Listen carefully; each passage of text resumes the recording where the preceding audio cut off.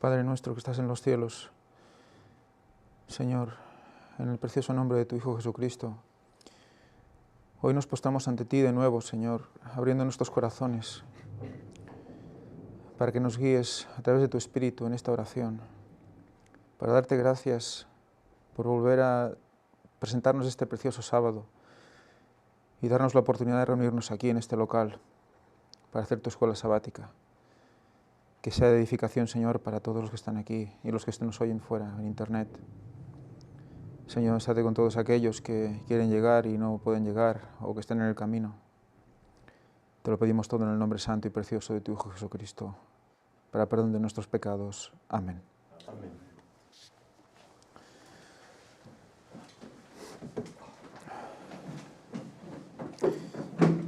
Pues esta semana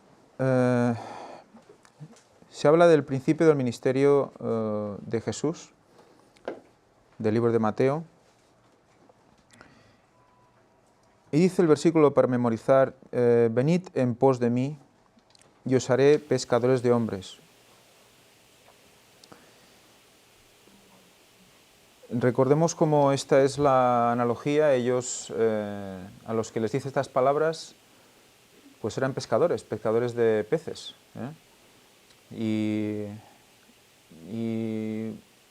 solo con esta pequeña frase nos da una idea de lo que debe consistir también nuestro ministerio, el ministerio personal de cada uno, ¿no? Puede sonar como que vamos lanzando la caña y como intentando llegar a la gente a un terreno y como quizás tenemos la idea de engañadores o de burladores, ¿no? Que intentan engañar a la gente para llevarlos a una situación, que es lo que hace Satanás, que es realmente lo que está imitando y llevando al extremo pues, la interpretación de esta frase, ¿no? Evidentemente, nosotros, ¿qué hacemos? Sí que lanzamos una caña, pero ponemos un cebo verdadero, explicamos la realidad y también tenemos que ser atrayentes para la gente. O sea que siempre hay esa relación con la pesca, es realmente interesante. El mayor plagio de esto es el que lleva el anillo del pescador, Ajá. el Papa. El Papa. Bueno, de hecho, los católicos tienen la simbología del pez también, que también viene de más lejos, no es solo con referencia a esto. O sea, siempre hay una analogía con el tema pagano.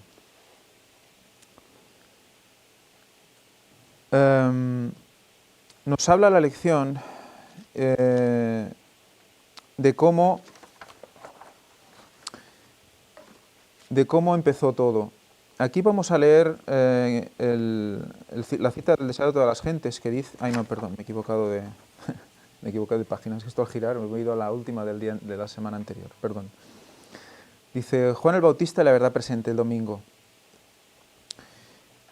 Mateo 3 comienza con Juan el Bautista, cuya primera palabra registrada en el texto es imperativo, arrepentíos. Recordemos que Juan habla a los fariseos. Podemos recordar qué es lo que les dice, Mateo 3 del 7 al 12. Mateo 3 del 7 al 12, si alguien lo quiere leer.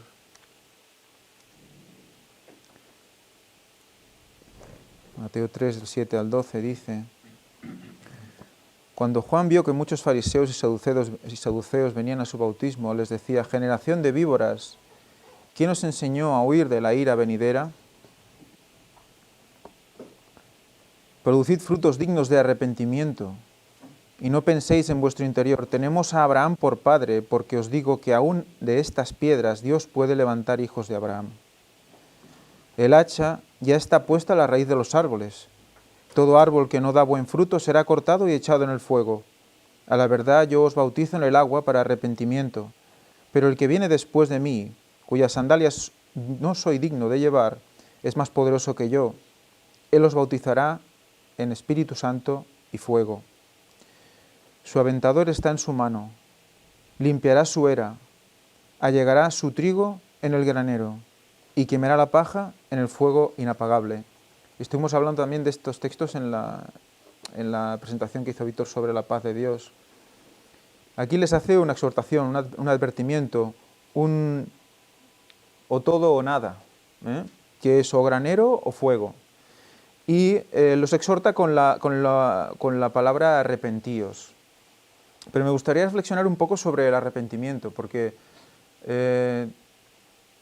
a ellos les podía decir arrepentir. Los fariseos ya solo diciendo me arrepiento ya estarían en el reino de los cielos, ya estarían con el Señor. Recordemos que hay, la palabra de Dios misma nos dice, por ejemplo, en Hechos 11:18, dice, entonces, oídas estas cosas, callaron y glorificaron a Dios diciendo, de manera que también a los gentiles ha dado Dios arrepentimiento para vida. O sea, ¿quién da el arrepentimiento?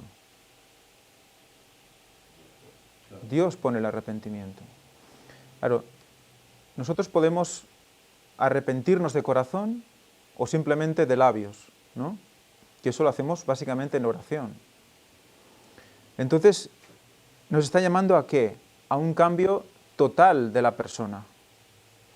No es solo decir, bueno, digo que me arrepiento y ya está, sino que está hablando de una comunión con el Señor para que el Señor pueda poner en nosotros arrepentimiento.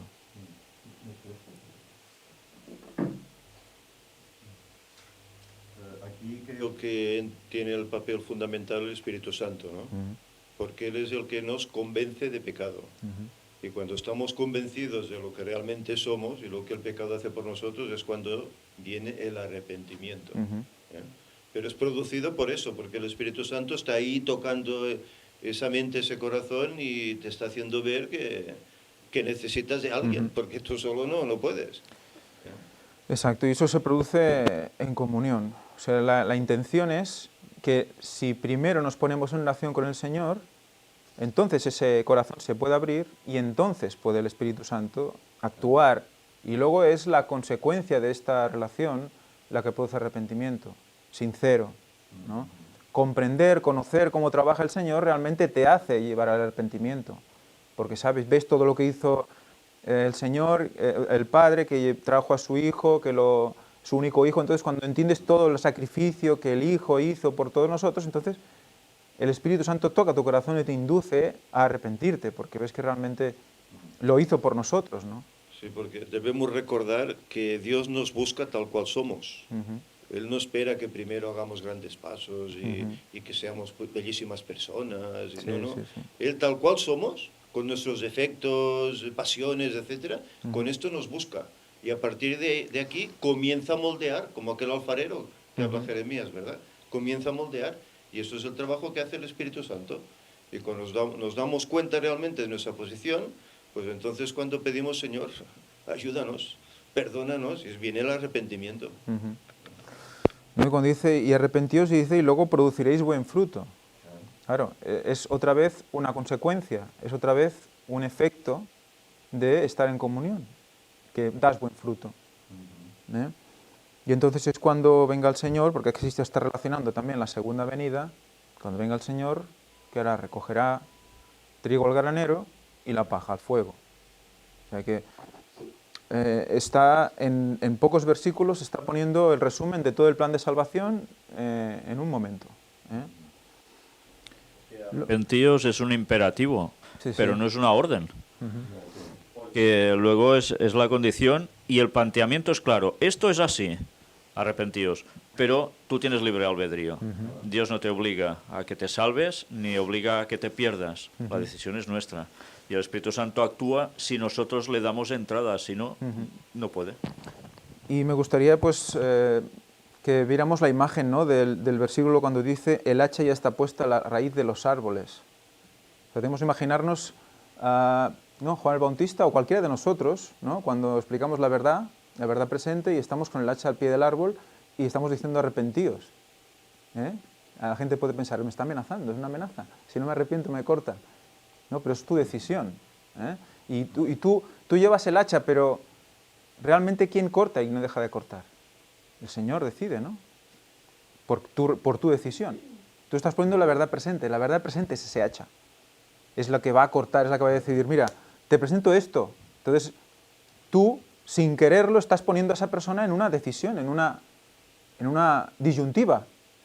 ¿No? Es que solo me sale de cacho fascia, ¿ves? Que en catalán, cacho fascia, ¿no? O todo o nada, ¿no? Y ese es el trabajo que nos va a tocar hacer, bueno, como representantes también del movimiento, ¿no? De ese tercer Elías, ¿no? Que tiene que ser, que este fue el segundo, pues tiene que hacer lo mismo, explicar lo mismo, la verdad presente tal cual es, porque solo diciendo eso ya, sin tú quererlo, pones el hacha al pie del árbol. ¿Y quién es el árbol? ¿Qué son los árboles en la palabra de Dios? Las personas, ¿no? Siempre hay esa similitud entre árbol y persona, ¿no? Hay una parte de la lección que, bueno, en el mismo domingo hay una parte que como que se contradice, porque dice, y no importa cuál universal sea este mensaje, Juan expone una verdad presente y distintiva, un mensaje para aquellas personas en ese momento específico. Y habla de 2 de Pedro 1:12. Cuando 2 de Pedro ya vimos el significado que tiene, impresionante, que nos está llevando al futuro, nos está llevando desde el Génesis hasta el final, relacionando un día son 1000 años y un 1000 años un día. O sea, que cuando nos cita 2 de Pedro 1:2 con la verdad presente, no puede ser que solo sea para esa persona, para esa gente de allí, era para todo el pueblo de Dios durante toda la historia y concretamente también para nosotros. Es lo interesante de la palabra de Dios, que un mismo texto sirve para la persona que lo lee en el año 1 y la persona que lo lee en el año 2016, porque cada uno tiene su aplicación en su momento concreto. Y luego al final, evidentemente, la misma lección habla de que eso, de que la misma Biblia está haciendo la primera y la segunda venidas en una. O sea que creo que las dos partes de esta lección se contradicen y es por no ver realmente lo que 2 de Pedro representa, con toda la línea deductiva a partir habla del arrepentimiento, pero lo está ligando con el Génesis, está ligando con el diluvio, está ligando con el fin, lo está ligando todo.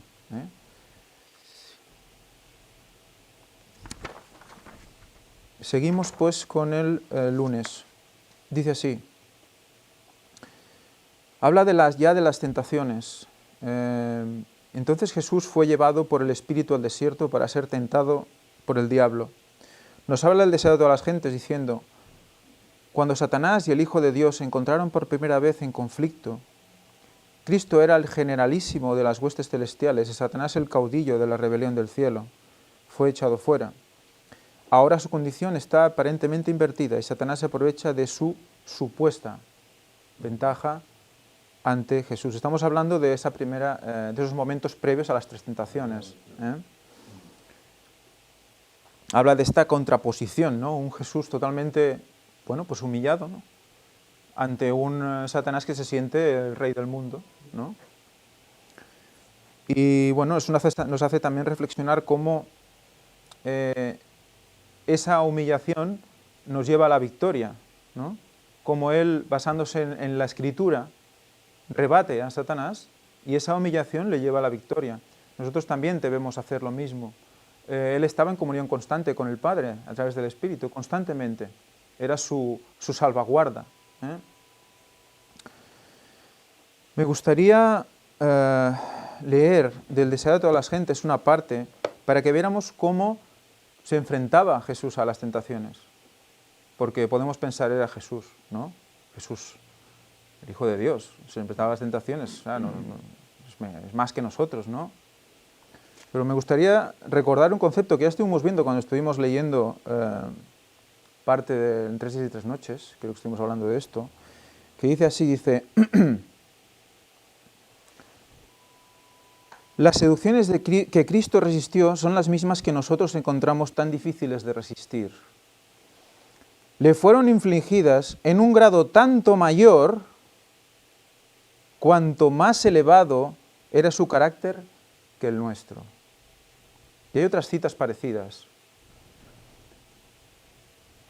Llevando sobre sí el terrible peso de los pecados del mundo, Cristo resistió la prueba del apetito, el amor al mundo y el amor a la ostentación que conduce a la presunción. Estas fueron las tentaciones que vencieron a Adán y Eva y que tan fácilmente nos vencen a nosotros. O sea, Él, por ser más puro, por ser más santo, más elevado que nosotros, lo sufrió infinitamente más que nosotros. Todo.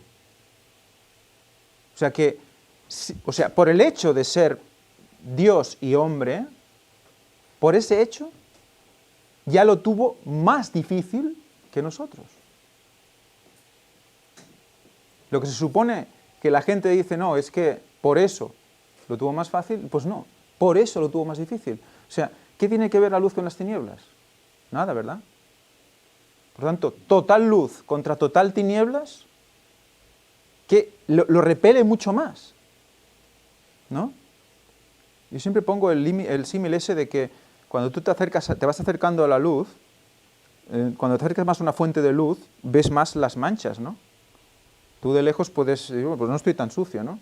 Y cuando te vas acercando, vas viendo las manchas, ¿no? Y dices, mucho más, dices, qué sucio, ¿no? Y cuando más cerca de la luz, pues aún ves más, ¿no? Y ves más casi microscópicamente las manchas, ¿no? Pues claro, para Jesús era pureza total contra suciedad, tinieblas total. Eso era repelente totalmente. No podía ser. Tanto nosotros, Él se enfrentó a eso en una, ¿cómo diría yo? Ostras, no me sale la palabra ahora. Sensibilidad mayor. La página. La página, bueno, es de una versión que no tiene la página concreta, pero dice es entre la 90 y la 92 del numerado original. En esta versión, que tengo yo súper antigua ya y chunga así blandita, pues está en la página 63, pero entre el 90 y el 92 del paginado original. Es el capítulo 12, la tentación. Es un capítulo impresionante.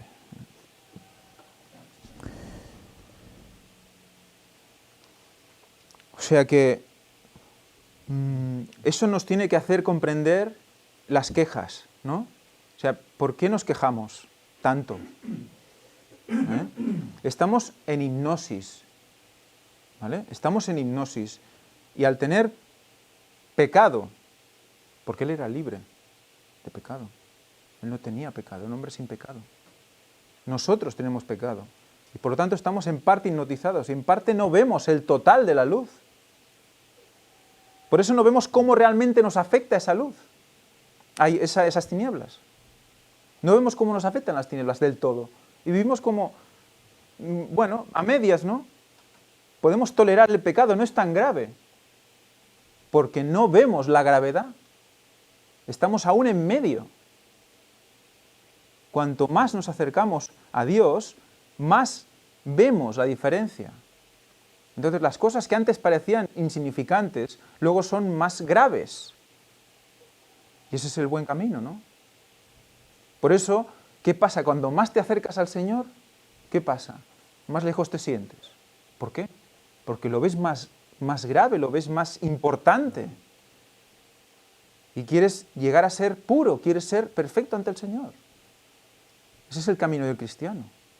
Esa es la lucha. Pero no es una lucha agobiante, es una lucha en gozo. Porque entiendes que eso es lo normal, que eso debe ser nuestra vida. ¿No? Y que sabes que siempre tienes el abogado, siempre tienes ese punto, siempre tienes esa ayuda, siempre tienes la salvación al alcance, porque Él te la regaló. Por gracia, ¿no? O sea, es en sí mismo precioso todo ello. Seguimos a... Yo quería comentar, sí. Bueno, que no sé muy bien de lo que va porque tuve que salir un poco, pero bueno. Referente a lo que estabas hablando de que cada vez que nos acercamos a Dios, de alguna manera, pues vamos viendo más nuestra inmundicia. Nuestro pecado se va haciendo más evidente porque entre más tú conoces a Dios, pues claro, como decías, más santo ves que es, más limpio y al verte a ti, pues te ves como uno es, tal como es. Ya pueda ser cristiano o consagrado, uno sigue viéndose las faltas porque en realidad las tiene. Pero a veces... hay personas que tal vez te miran a ti o ya sea una persona cristiana o no cristiana y empiezan a hablar por lo que ven en sí, pero realmente nosotros no estamos viendo, porque hay un dicho que dice que cada cabeza es un mundo, no estamos viendo qué es lo que hay en aquella cabeza, porque a veces hay personas que hacen alguna cosa, la acción, pero hay alguna razón. No quiere decir que sea justificable el pecado, pero uno no puede juzgar a una persona por alguna acción sin saber en sí qué llevó a esa persona a cometer esa acción. Evidentemente. Porque nosotros no estamos viendo aquella lucha que hay en aquella persona, no vemos lo que le cuesta o no vemos si realmente está de rodillas orando por aquella cosa que le está costando. Entonces vamos y caemos en ese juego. Y yo le llamo a veces el síndrome del Mesías, porque queremos eso, ir a rescatar, haciéndonos de Mesías a una persona que la vemos en pecado y realmente no estamos viendo qué es lo que hay detrás de esa persona, si esa persona realmente está luchando por aquello que le está costando tanto. Entonces es eso, que nosotros tratemos de siempre decir las cosas tal cual son, porque debemos de denunciar lo que se hace mal, pero cuando veamos una persona que según nosotros está cometiendo alguna cosa, no vayamos a enjuiciarla inmediatamente, porque no sabemos realmente lo que está pasando a esta persona. Entonces siempre es de ir buscando ese punto de equilibrio que tanto necesitamos hoy en día. Bueno, de hecho solo Dios sabe toda la información y bueno, y mira el corazón. Y el corazón puede estar dispuesto o no puede estar dispuesto. Hay muchas veces que, bueno, lo que decías, ¿no? Esa lucha que todo el mundo tiene, pues la lleva a su manera y como puede, ¿no? Y no hay más, ¿no? El no juzguéis viene de ahí, viene por esa parte, ¿no? Bueno, pues seguimos. Entra directamente ya en el martes en las tentaciones. Las 3 tentaciones. Nos hace una serie de preguntas la lección, ¿no? ¿Por qué Jesús tenía que pasar por todo esto? ¿Por qué Jesús tuvo que pasar las tentaciones? Hay una razón clave, ¿no? Recordemos que Jesús tiene un... Bueno, le ponen el sobrenombre del segundo Adán, ¿no? ¿Y es el segundo Adán por qué? Pues porque... ¿Qué vino a hacer Jesús? Vino a solucionar lo que el primer Adán estropeó, ¿no? Pues tuvo que exponerse a lo mismo que él se expuso, ¿vale? Y por lo tanto, lo primero que hizo, lo primero que el Espíritu Santo llevó al desierto y lo primero que fue expuesto Satanás ante Jesús, ¿qué fue? Fue la tentación de la alimentación, la tentación de la boca, del apetito. La que sufrió Adán, que fue por, bueno, de hecho Eva primero y luego Adán, ¿no? Pero esto nos hace ver realmente la importancia de todo el tema de la reforma, ¿no? De la reforma pro salud al respecto, ¿no? Cómo es la primera, o sea, es como que entra por la boca la primera parte grande de la perdición entra por la boca. Si nos fijamos, los críos, los niños cuando nacen, lo primero que hacen es todo viene por la boca. Todo lo que notan, todo lo que gustan, todo lo que sienten, lo hacen todo a través de la boca. Cuando un niño empieza a moverse la mano continuamente o el puño, o sea, siempre todo es a través de la boca. Es lo que realmente les da la sensación de seguridad y todo a la boca. De eso nos tiene que dar una lección. ¿Por qué Dios lo ha hecho así? ¿No? Mundo natural, mundo espiritual, ¿no? Otra vez, cuando nos dice que nosotros entramos... Cuando conocemos al Señor y nos bautizamos, pero somos aún niños en el Espíritu, ¿no? Pues los niños en el Espíritu deben crecer empezando a alimentarse adecuadamente por la boca. Ya no solo los alimentos adecuados o el ejercicio adecuado, sino también los momentos adecuados del día, comer a las horas que toca, etcétera, etcétera. Un niño cuando tiene esa ansiedad que siempre está con las manos en la boca, si hay veces que tendemos a darles, pues, piden y comen y toma, ¿no? Para que como que se relajen y no estén tan nerviosos, ¿no? Cuando tienen que empezar a a cierta edad ya esperar a que les toque comer cuando toca, ¿no?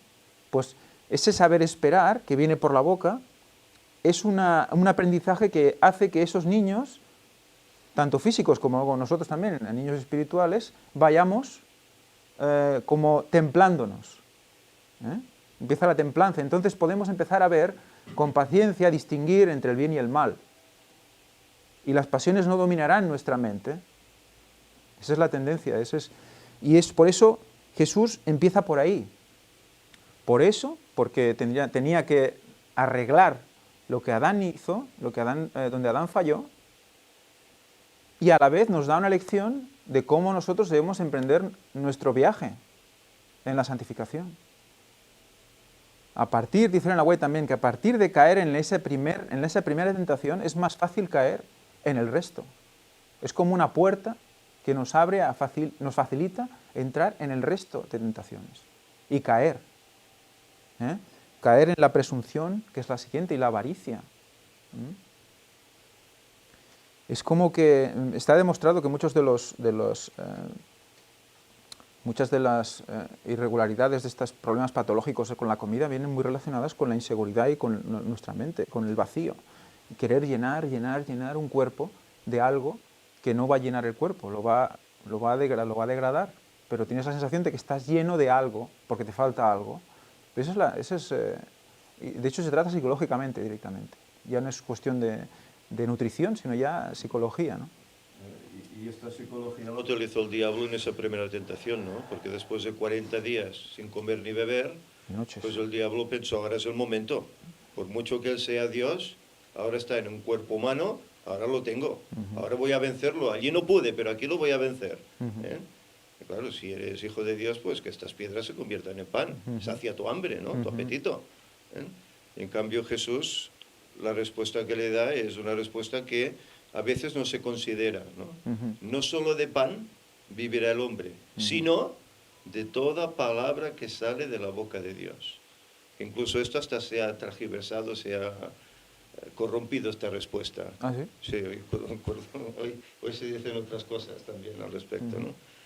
Pero es eso, el hombre necesita no solo el pan cotidiano, como Jesús en el Padre Nuestro, danos el pan cada día, ¿no?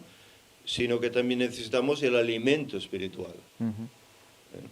Y eso pues es lo que tal vez no tenemos tan en cuenta, ¿no? Es que el alimento espiritual alimenta la vida eterna, alimenta el vivir para siempre. Y el alimento físico, la vida diaria, ¿no? La vida terrenal. Jesús, cuando habla con la samaritana, le dice a sus discípulos, yo tengo una comida que vosotros no sabéis. Es otra comida, es un alimento espiritual que Él comparte con aquellos que lo necesitan, y Él se alimenta de eso, de compartir la palabra. Por eso no solo de pan vivirá el hombre, sino de compartir, vivir la palabra, estudiarla, practicarla, compartirla con los demás. No, y es verdad que cuando estás en plena charla al respecto de todas estas cosas, te pasa el tiempo, te pasan las horas y no te das cuenta, y es cuando acabas que dices, oye, pues tengo hambre, ¿no? Es muy curioso el símil. Pues entonces, ¿qué? Cultivar un carácter templado es lo único que nos llevará al cielo. O sea, todo esto es también para que el carácter acabe siendo adecuado, ¿no? Ahí empieza por ahí, pero hay que seguir, hay otras cosas que tenemos que solucionar. Pero eso es una base que nos va a ayudar muchísimo. El apetito hay que saber dominarlo, igual que todo lo demás, ¿no? Pero hoy sabemos cómo el mundo se mueve, ¿no? Por el apetito. Solo hay que ver los grandes programas de televisión de cocina, nuevos platos inventados, grandes restaurantes con las estrellas Michelin, etcétera, etcétera, ¿no? La gente se mueve por eso, el apetito, satisfacer el ego, ¿no? La gula, ¿no? Sí, que no es tanto hambre, sino más el gusto. Santiago 4, 7 y 8, resistid al diablo y huirá de vosotros, acercaos a Dios y Él se acercará a vosotros. Es un poco un resumen de las tentaciones también, ¿eh? ¿Qué más? El miércoles, tierra de Zabulón y Neftalí. Aquí habla de cuando es apresado Juan, que Jesús va a la tierra de Capernaum, la que está cerca del mar, dice, ¿no? a las tierras de Zabulón y Naftalí. Y aquí habla, bueno, de cómo, aquí es cómo se cumple la profecía de Isaías, ¿no? Donde dice, bueno, las mismas palabras, ¿no? Que sobre aquella tierra vendría la luz, volverían a ver, aunque han estado en tinieblas, volverían a ver la luz, etcétera, etcétera, y sería grandemente bendecida, ¿no? Pues ese es el cumplimiento de esa profecía mesiánica, pero me gustaría también pues, recordar el significado de estos nombres, porque Naftalí, por ejemplo, significa mi lucha, contender, perverso, torcido, rígido. O sea, es como que ya Japón, cuando puso nombre a estos hijos suyos, ¿no? Ya les puso una profecía, ¿no? Eran totalmente rígidos y torcidos. O sea, una cosa que, si es rígida y torcida, ¿cómo la pones recta, ¿no? Y ahí fue a predicar. Es que el nombre de todos los hijos, del primero al último, es un mensaje para el momento. Es un mensaje. Luego vemos cómo es un poco intercambiado el orden en las tribus de Israel, y posteriormente luego vuelve a intercambiarse un poco el nombre, pero todo ofrece un mensaje para el momento, para el pueblo de Dios de aquel entonces, que a la vez tiene su reflejo para los días de hoy, ¿no? Pero bueno, cuando se ponía un nombre a alguien en la Biblia, ese nombre significaba algo, ¿no? Como hoy se pone un nombre por poner, pero antes ese nombre significaba cómo era esa persona, cuál era su carácter, cómo debería ser, etcétera. Sí. Zabulón es habitación, encerrar, cercar, morar, vivir, bueno, estar en hogar, ¿no? También. Y ahí es donde se retiró Jesús, concretamente. Y Capernaum, que es la ciudad donde él estuvo. Cafar, Nahum. Cafar, no sé si recordáis todo el tema de la brea. Cafar es embadurnar con betún, es calafatear. Y eso está relacionado con el arca. ¿Y el arca a quién representaba? Al mismo Jesús. Cubierta de brea, cubierta de la sangre. Pues también viene de Kippur. Kippur, o sea, Cafar es raíz de Kippur, es expiación también. O sea, que fue a una ciudad, a un nombre de una ciudad que estaba hablando de su trabajo, de lo que él iba a hacer en ese lugar, ¿no? Y además expiación y Nahum, que significa arrepentimiento, que es la lección que estamos haciendo hoy.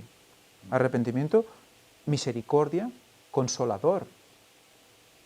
¿Y ahí va a dónde? A la tierra de Zabulón y Neftalí, que estaban torcidos, que estaban perdidos, ¿no?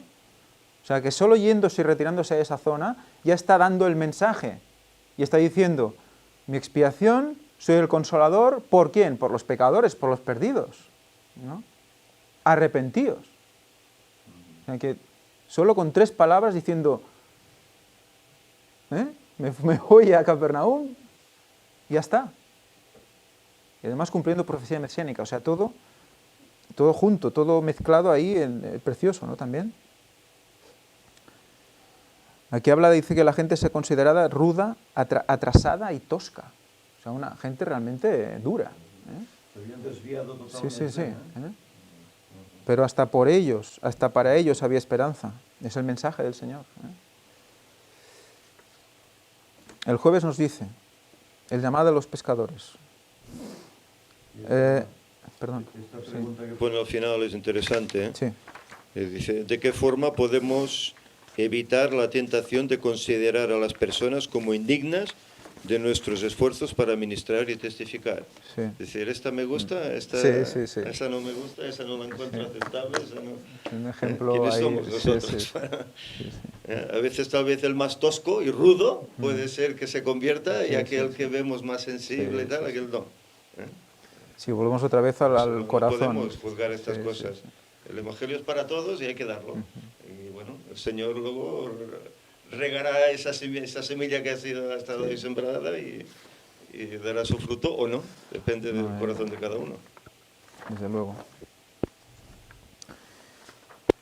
Muy bien, jueves, dice el llamado de los pescadores. Interesante la reacción, ¿no? Cuando son llamados, Andrés y compañía. Bueno, Andrés de hecho ya estaba con Juan el Bautista, de hecho es el que decide seguir a Jesús, y es a partir de ahí que ya también llama a Pedro y todo eso, ¿no? O sea, Andrés ya conocía a Jesús cuando Jesús se presenta allí. Y lo interesante es cómo reaccionan, ¿no? O sea, ¿queréis ir en pos de mí, no? Yo soy de pescadores de hombres. dejo las redes, dejo todo y voy y le sigo, ¿no? Es un poco el símil de lo que nos toca hacer a nosotros cuando conocemos la palabra de Dios, ¿no? Es decir, bueno, es igual la situación que esté, es igual como esté, es igual lo que esté haciendo. No quiere decir que tenemos que dejar todo nuestro trabajo y tenemos que dejarlo todo, simplemente que a nivel espiritual nos pongamos en su disposición y que nuestra vida tiene que empezar a hacer cambios desde ya al respecto de la creencia que nosotros ya estamos aplicando, estamos viviendo. Si vivimos la fe, tenemos que aplicarla a nuestra vida, ¿no? Y es pim pam, es empezar, ¿no? Evidentemente requiere un conocimiento previo, un saber. Ahí había, ya en la época había una cultura de rabí, una cultura de maestro, una cultura, se sabía que había que venir un Mesías. Eso estaba dentro de los que tenían el corazón puro y sabían que había de haber el cielo se tenía que acercar, ¿no? Pero y algunos de ellos eran seguidores de Juan el Bautista. Y claro, oían que Juan Bautista decía, detrás de mí viene uno al cual no soy digno de desatar la correa del calzado, ¿no? Y claro, cuando ese uno se presentó, ellos no dudaron, porque claro. dice, lo dejaron todo, las redes, la barca, el padre, lo dejan todo y le siguen a él, ¿eh? O sea que había una previa, o sea, había un anuncio previo, ¿no? Ahí De está. hecho era el segundo Elías por eso, anuncia la venida y prepara al pueblo para que cuando llegue lo reciba, ¿no? Pues nos pasa igual a nosotros, ¿no? Tenemos que preparar un pueblo para que cuando venga el Mesías lo reconozca, ¿no? O menos reconozca al que no es. Y Que a el que no pesar- es, no es. Y a pesar a veces de las acusaciones que nos hacen, ¿no? Sí. Que si estamos predicando al diablo, porque decimos cosas que la Biblia claramente no especifica, ¿no? Etcétera. Y bueno, tienes que lidiar con eso e intentar hacerles ver, pues, oye, los pasajes adecuados, las citas adecuadas para que abran los ojos y se den cuenta, ¿eh? Pero bueno, es la tarea que nos tocará, presentar esa verdad presente hoy. Y el que sea sincero y indague, pues la acepte. Pues es evidente que tienen una formación previa y es lo que nos toca también hacer a nosotros, ¿no? Formar a un pueblo también, formar a las personas que quieren presentarse al Señor y bueno, que sepan, que comprendan y que cuando se enfrenten a las Escrituras y a los escritos en la White entiendan de dónde vienen las cosas, ¿no? Evidentemente el Espíritu Santo es el que va a hacer el trabajo, pero siempre los hermanos tenemos que pues intentar pues poner las directrices pues claras, ¿no? El deseo de todas las gentes, dice, Jesús eligió a pescadores sin letras, porque no habían sido educados en las tradiciones y las costumbres erróneas de su tiempo. Eligió a gente que no tenía conocimientos de su tiempo, Que no hubiese podido, ¿no? porque no había prejuicios, no había ya el día y la hora nadie sabe, ya no ¿eh? ¿Qué pasa hoy, no? Ya no tenían el preconcepto, sí, Ponen ahí cierra. un muro. Sí, sí. Eran hombres de capacidad innata. Esto es muy interesante también, ¿eh? Porque tiene que ver con el tema de los judíos en el tiempo final, ¿eh? Si estamos hablando de qué es paralelismo, capacidad innata. O sea que ya genéticamente tenían algo que les hacía predisposición para coger la palabra y empezar a predicar y empezar a seguir, ¿no? Humildes y susceptibles de ser enseñados, o sea, ganas de aprender brutales, ¿eh? Pero con la humildad previa, evidentemente. Si no, por mucho conocimiento que podamos tener, ese conocimiento, si no hay humildad previa, puede exaltarnos, puede decir, no, es que sé todo esto, sé más que tú, ¿no? Entonces, siempre humildad y conocimiento, un equilibrio que es realmente complicado, ¿no? Pero que, bueno, en Cristo podemos, ¿no? Hombres a quienes Él podía educar para su obra. En las profesiones comunes de la vida, hay muchos hombres que cumplen sus trabajos diarios, inconscientes de que poseen facultades que, si fuesen puestas en acción, los pondrían a la altura de los hombres más estimados del mundo. O sea, lo que decías tú, ¿no? Cómo si no vemos un candidato al cielo en cada persona que pasa por la calle, no podemos ser cristianos, no podemos evangelizar adecuadamente, ¿no? Y si ese corazón está como dormido, células dormidas, ¿no? Que cuando reciben la verdad se activan y empiezan a rápidamente, en mucho menos tiempo que una persona que ha estado 30 años en la iglesia, cogen los conceptos rápidamente, ¿no? Y se ponen a predicar, muchas veces sabiendo un 1% del conocimiento, predican ya lo que saben, ¿no? O el ven y ve que vimos el otro día, ¿no? Bueno, eso con los testimonios está más que claro, ¿no? como personas que han sido incluso ex-adventistas, ¿no? Otros que han estado en espiritismos o en tantos caminos extraños, y como viendo una o dos conferencias, hay algo en ellos que nace, se despierta ahí un interés, un hambre, y cambian sus vidas. Eso demuestra que Y son gente, esas y personas gente que ha estado muchos susceptibles. años en la iglesia que se reactivan, ¿no? por empezar a ver las cosas, la verdad presente.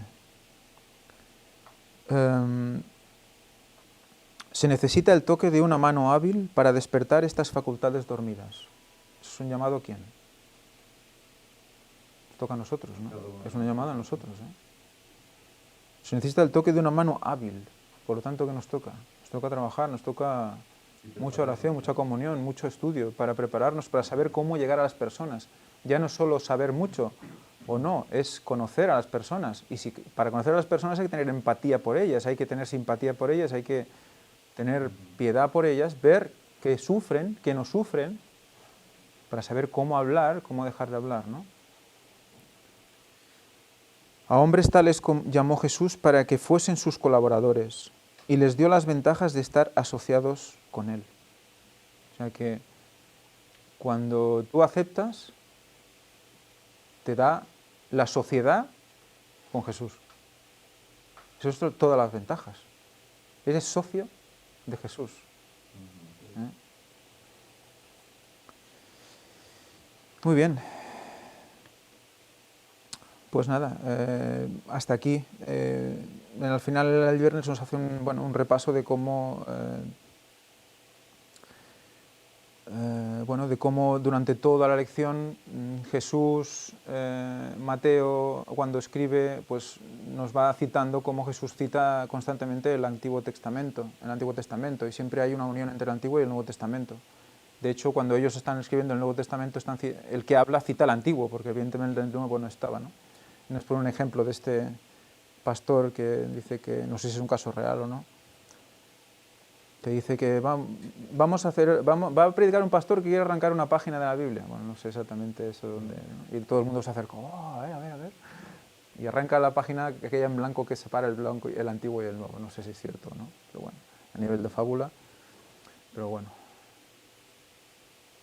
O se hace aquí y anuncian, un pastor va a arrancar una hoja de la Biblia y se quedan. Y a mí cree, Pues que arranque todas, ¿no? toda para lo que Arranque sirve, todas. ¿no? ¿Qué conceptos tan distintos hay en Ya, distintos sí, lugares sí, y con sí, los sí, tiempos sí. también? Hombre, ¿eh? supongo que esto en Estados Unidos es una cosa o en algunos lugares de Sudamérica es una cosa, pero aquí no sería. Pero bueno. Aquí que no se crea la Biblia. Que está claro que está unido, ¿no? Pero sí que es bueno saber lo que es nuevo y es antiguo. Evidentemente, conocer lo que es antiguo y nuevo es necesario, porque ver cómo ya antes estaba todo predispuesto para qué y profetizado para qué. Es que Isaías es impresionante. Muy bien, pues hasta aquí la lección de hoy. Si alguien quiere decir algo más o...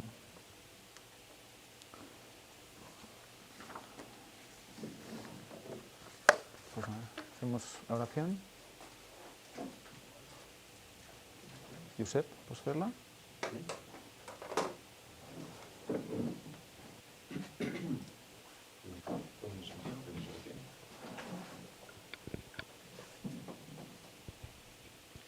Señor Padre, te damos gracias por esos momentos que podemos estar aquí reunidos en tu día de Santo Sábado.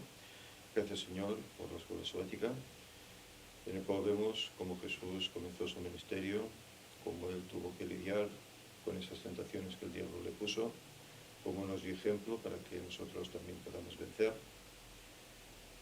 cómo escogió a esos hombres para comenzar la iglesia aquí en la tierra, la predicación del Evangelio a todo el mundo. Señor, queremos ser partícipes de esa labor. Te agradecemos porque tú un día nos llamaste y sabemos que a la vez nosotros también debemos ser voceros, que demos esas verdades a otros que no las conocen. Pon, Señor, esas almas delante de nosotros, ayúdanos a aprovechar las ocasiones, a no hacer distinción de personas, a poder proclamar estas verdades que tú nos has dado para los días de hoy, para que otros muchos, Señor, puedan aceptarte. Ayuda a tu pueblo, Señor, para que despierte, que se den cuenta el momento que vivimos, que hay que predicar un evangelio urgentemente, porque Cristo está a las puertas.